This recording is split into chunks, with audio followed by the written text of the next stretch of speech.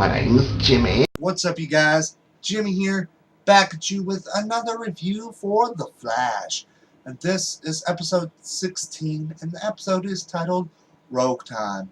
Now, this episode takes place right after the end of last week's episode, which Barry has traveled back into the past one day.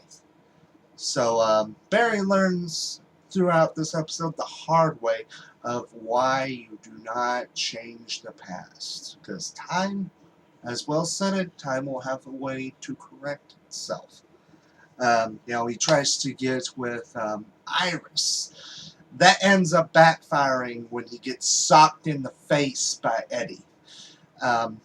He even tries to get rid of Weather Wizard because of all the people they badly hurt or could have killed. Like, the police captain, the stuff with the title. But time corrects that by bringing back Captain Cold and Heatwave, which they kidnap Cisco to, fix their guns. So, but they also ask him to make a third weapon for Stark's younger sister, Lisa. But her gun does not resemble her powers, but it is gold, shoots gold, which it's kind of in reference to her name from the comics, which she is known as Golden Glider. So I thought that was cool, nonetheless. I mean, kind of a little interested in seeing Lisa, even though she's not technically my favorite of the rogues. But,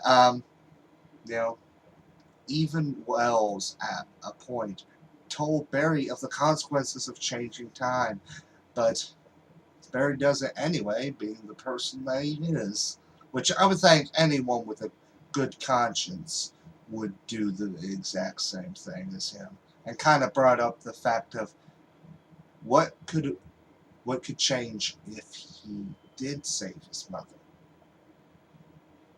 Yeah, that's the big thing. But but in this episode, they also, by the end of the episode, Barry and Cold, they come to an agreement that Cold will not kill any people because Cold says he's so good. So why does he need to kill people? So they kind of made an agreement. Kind of weird, It kind of shows that he has a little bit of honor. So I guess he's got a tiny bit of a good guy's side. I mean, because, he doesn't really like to literally, he kind of has something against killing people.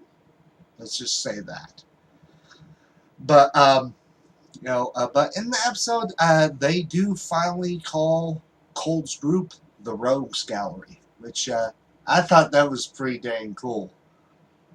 But, the one of the rogues that I'm interested in seeing in the future the most is Mirror Master, because out of all the main rogues that I know of, Mirror Master is the only one who has not appeared on the show yet. I mean, we've already gotten Captain Cold, Heat Wave, Weather Wizard, and technically Golden Glider. I mean, even though she has not been named yet, and I guess the name would fit that much more, I guess.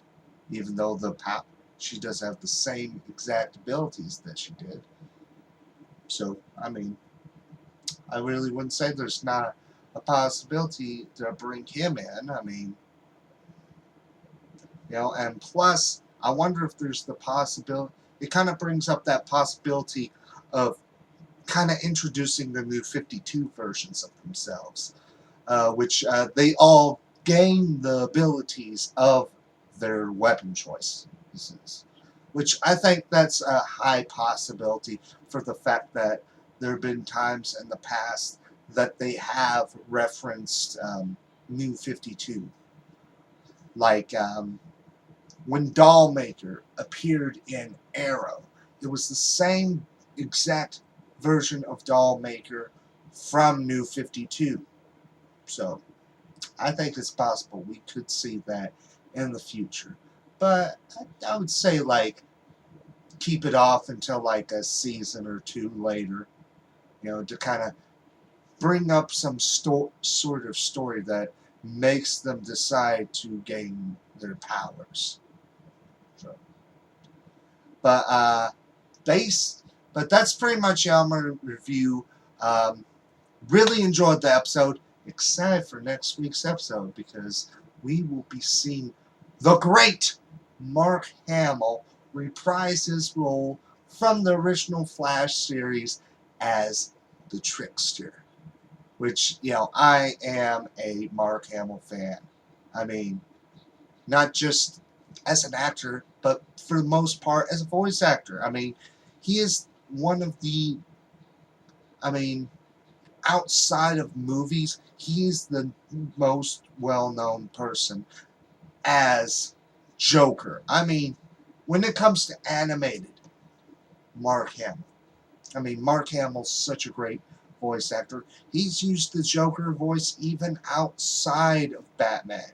He's used it in Spider-Man, the animated series, as Hobgoblin. He's even used the same voice in a couple of episodes of Scooby-Doo Mystery Incorporated. So, and plus, he is one of my favorite, to this date, voice actors. I mean, there's him, there's Kevin Conroy, Steve Bloom, Nolan North.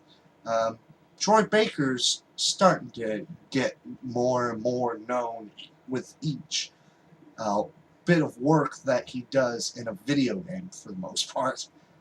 Yeah, but that's pretty much my review thoughts. Let me know yours down in the comment section below, and if you're wondering why I didn't talk about specifics about some parts of the episode, it's because I'm trying to make this as spoiler-free as possible, because there are some people that do want to watch a review, but at the same time, they do not want to get spoiled by it. And in other news, Batman Arkham Knight has been delayed by 3 weeks, which that means it's not coming out until June 23rd. I mean, some people are getting upset.